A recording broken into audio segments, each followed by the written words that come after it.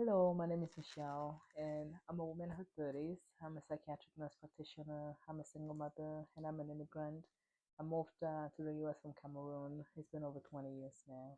And on this channel, we're going to be discussing a little bit of all of that because I'm in my 30s. So I feel like I've lived a long, fulfilling life, and I've learned a thing or two along the way, and there's significantly more that I'm wanting to learn.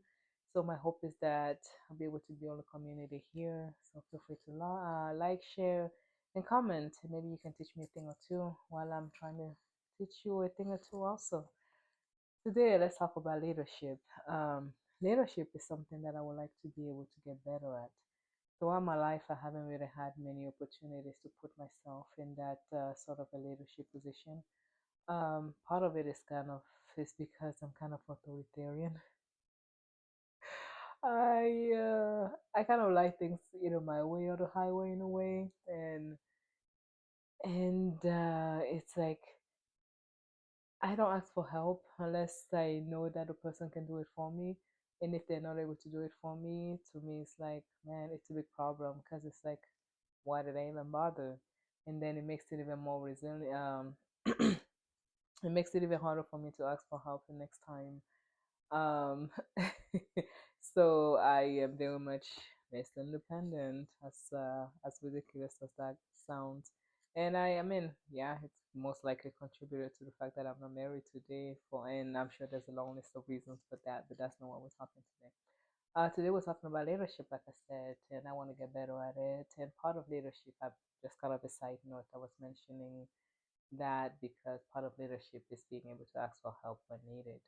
But I mostly want to focus on how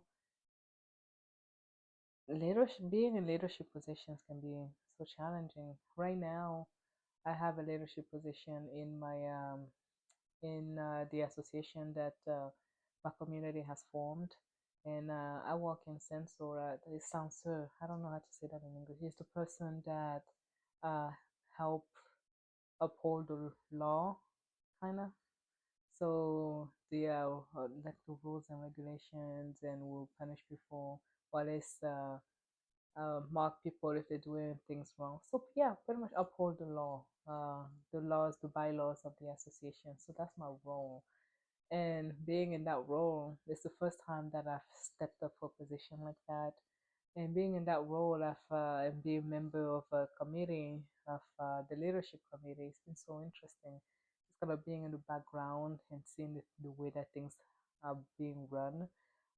To have to, well, not have to, well, actually have to attend the monthly meetings in order to be able to discuss the things that need to be discussed in the association, and kind of have to be able to um, um, take everybody's needs into account, um, and to be able to balance all of those needs, to be able to anticipate what some people will say versus others, to be able to think long term, to be able to know that this position is not permanent, but sometime we're going to have to step out and some other people are going to have to take over, and we need to be able to do so in a way that they will be able to take over, to be able to understand that we can't just change things because we want to. There's a process in order to do that, even though some people might feel like, oh no, it's something easy, we should be able to do it. We need to respect the bylaws that have been pre-established already for a reason, right? Um, and then as part of my responsibility, I have to create various groups that are going to host our monthly meeting. And so every month I create a group. So at the beginning of the my mandate, I created a calendar of the people who are going to be hosting the meeting for 12 months of the year. Um, there's 12 groups, and then I had to select which people were going to be in what group, and then what day they were going to host. And then every month I create the WhatsApp group and I add all the people, and then I there's a customized message that I add in there, that and then I stay in the group in order to be able to help moderate if there's any difficulties. And most people do fine because they are responsible, they understand the need for this. But occasionally, occasionally you get these people that is just like, whoa, whoa, whoa, whoa, whoa, where did you come from? Uh, and I kind of want to say that working in healthcare, working in customer service, and working as a psychiatric nurse practitioner, I've grown a lot over the past few years. And especially in this role as a psychiatric nurse practitioner, I'm able to listen more, to kind of just sit back and let people finish or at least attempt to explain what it is that they want. In the past, I would have just blown up at people, but now I'm a lot calmer. Let's just say. My family says that I can be a little bit dictatorial, which I haven't been. We haven't had any things in the family over the past maybe few years that I've needed to be like, no, on my way or the highway, thankfully. But and in these groups are testing me at times. These groups are testing me. Like here's an example. 2 years ago, I created a group, the WhatsApp group, which again at the beginning of the year I send out a calendar so everybody's able to see when they're hosting and all of that. That's like 12 months ahead for some people. So this group that I created was meant to be like in November. So I added the people and I sent the messages. There were a few people who I don't know if you use WhatsApp, but on that they need a pre-approval in order to be able to receive messages. So I created a group and I added this one lady in it, and I was it didn't go automatically and she needed a pre-approval. So I sent her a message letting her know that I was trying to add her to the group. First time she didn't say anything. When we're getting closer to when things needed to be happening in the group, I sent her another message, a direct message, letting her know what was going on and that I had been trying to add her to the group so that she could to help facilitate. She went off on me. She was like, "Why are you adding me to some group? You don't need to be adding me to some group. I don't even want to need to be part of that group. You guys just do whatever you need to do and just let me know what it is that I have to do. I don't want to be part of." It's like, Michelle, breathe, breathe. Don't say anything you're going to regret. So, um, I think I just sent her. I sent her a message. I was like, "That auntie, she's a mom. She has grown kids. I think she might be even in her 60s or late 50s." And so I just sent her a message. I was like, "Auntie, I don't know where you're going out for me. You know what this role is, and if you don't want to be part of this, you should have just told me." Anyway, these are the people who are members of the group. If you don't want to be added to a specific group that I've created, I recommend you reach out to them so that you can communicate with them. And then I reached out to the people that were meant to be in the group also, and I let them know what was going on, that this is the situation. You guys work it out with her because I don't want to play any part in it. She has an issue with me already, and I she's one of the people who think I'm stuck up. So I don't even want to get into it. She and I I said I don't want to get into it, and then I go ahead and get into it. We've had very few interactions in general, so there's really no real reason for her to have an opinion of who I am. But I know she does. She has a chip on her shoulders when it comes to me. So I sent it to the group she was supposed to be a member of, and then I also sent it to the leadership group just to kind of let them know what was going on, so that we'll discuss it as the leadership group and the time see what needed to happen. But it's just this instances like that. And recently also, there was another group in which somebody. So what happens when I create this group? The people who are hosting, they're making the food, they're taking care of the drinks, they're hosting us, right? And they're supposed to decide on the house, somebody who's going to host for us to be able to go over to do that. So recently, there was another lady who I created a group. She decided to take over pretty much. And at the end, she was like, "Well, I take over, I cook, I'll do the shopping and everything. You guys give me the money at the end." And the other members of the group were like, "You don't have to do that. We're going to contribute to do what we need to do to help." But she was like, "No, it's okay. I got it." And the other members were like, "Okay, that's fine."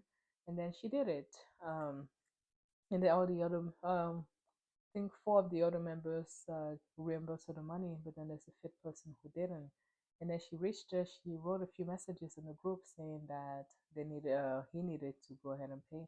And apparently she reached out to him also separately, but he didn't do anything. So at one point, she just comes into the group and she's like, "Oh, Michelle, you're not doing your job. You're supposed to be doing this. You created this terrible group to begin with. I don't know why you added me to this group, but I went ahead and I took my responsibilities and I did all of this. And this is the thing that I get from these people. Don't ever add me to the group with this man again," and blah, blah, just kind of going off. And it's like, "No, it's your job to be able to do this."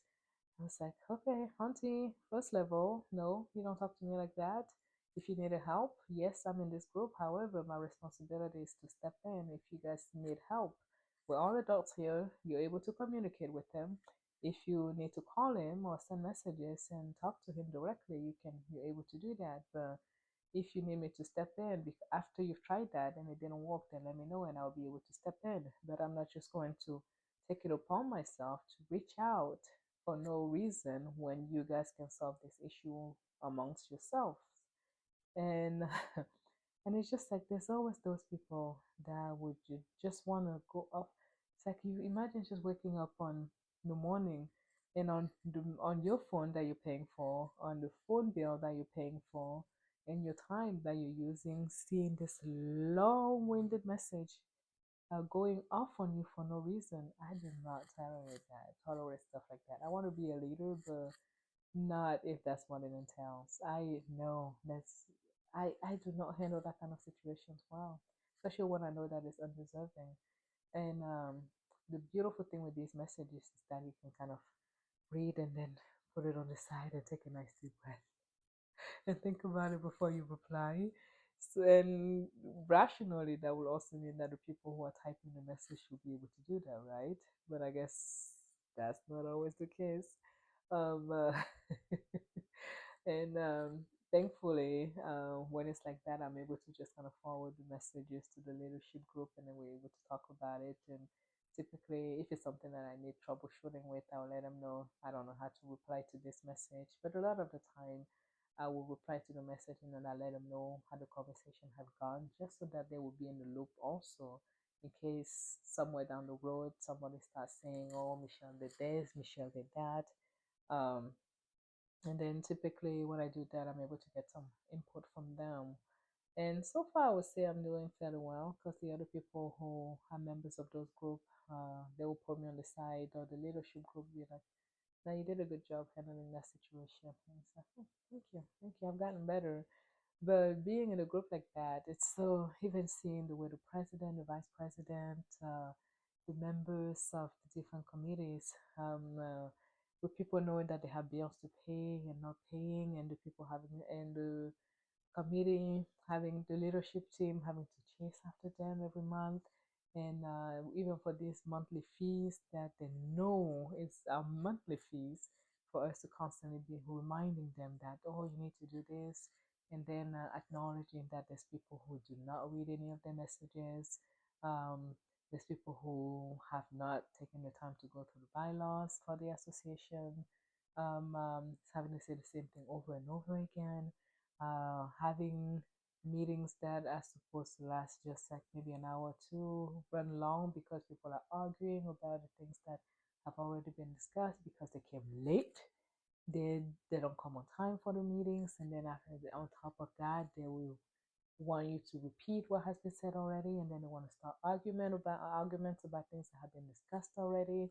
To just kind of go through all of that and have the patience to kind of the common sense to be like, "Okay, this is not a personal thing, Michelle. This is not about attacking you, and you have some control over the situation. If you need to let other people step in, that's fine." Um, and just kind of recognizing that things like that are not always personal. There's some of the situations that are very much personal, but being in leadership positions in general is not for the weak. It's not for the weak at heart at all. You definitely need to be able and more than willing to serve. Have a lot of patience. Lot of patience. They need to go above and beyond in some situations. A lot of empathy and just kind of understanding that people are not always at your level. Either they don't care as much, or maybe they care too much, and it's for you to kind of either build it down a little bit or give the motivation that's needed. Having to work after hours, like on the 31st of December, when people, no, on the 1st of January, when people were resting and celebrating, I was updating the calendar because it was like, no, you got, and it's just like, why? Sometimes it's like, why am I even doing this? This is a thankless job. I'm not getting paid for this, and there's some situations that you just know that there's going to be people who are going to be unhappy about the situation, but there's nothing you can do about it. And on this calendar in particular, I knew what was going to happen. I had one particular person send me a message and be a nasty message. It's like, oh, if you guys don't want me to be part of the association anymore, just let me know. I don't know why you're doing this and that and that. It's like, what are you talking about? There's 54 of us. There's 54 individual needs that I need to be able to take into account. What makes you think that you're more special than other people or less special than other people? I have to be able to adapt to with all of those people, and there's going to be people who are going to be unsatisfied. And unfortunately, it just has to be like that sometimes. Even in my group, I had to sacrifice some of that comfort, some of the things that add some of the members that people don't want in my group just because I know nobody else wants them and I'm the one who's making the calendar. And that's just the nature of things. And I've accepted that and it's okay. I'm going to do what I need to do to be able to contribute to the success of the meeting when I'm hosting. But then, yeah, there's always those people too who just think that everybody's against them. And it's just like, no, why will I be against you? I have nothing against you whatsoever. However, I have the good of the association in place. That's my first and utmost priority. And especially in this age of, I don't know, the people like presidents and governors and mayors, I don't know how to do it. I have no idea. Because there's just no way you can please everybody. And then when even these people, these influencers, celebrities, there's just no way you can please everybody. Somebody like Elon Musk, when he says something, there's what 8 billion people in the world. There's nothing he can possibly say that's going to make 8 billion people happy. At the most, maybe a million people or something like that. But then out of that, the number of people that reaches, there's going to be thousands of people that are going to be unhappy with what he says. And it's just the nature of things. You cannot make everybody happy. And being a leader is definitely acknowledging that, which is not, there's people who just want to make everybody happy, and it's got to be very, very difficult for them. I empathize with all of these people who have so many eyes on them. It's got to be hard. It's got to be challenging. And I want to become a better leader, but when I think about that, also it makes me just want to be like, nah, just find your little corner over here and just observe and let other people make decisions. We'll see, we'll see. But my job also forces me in that kind of a leadership position. I have to, excuse me, speak on a number of things because I kind of I need to figure out a way that I want my practice to be run as an individual provider who works amongst a bigger practice. So growing up definitely forces me to be in those positions, and I continue to work on getting better. And I hope you are too. Let me know if there's anything that you think I should do to be able to help me with that. I'm reading books, I'm listening to podcasts, I'm putting myself in positions like the ones that I just listened, and then in my family also. I'm trying to kind of step out of the way a little bit, step up a bit, and it's it's a long journey, but hey, we can do it. We can do it for sure. Thank you for being here. Listen to me ramble. Again, my name is Michelle. Add any comments you might have. And we'll talk next time. Thank you.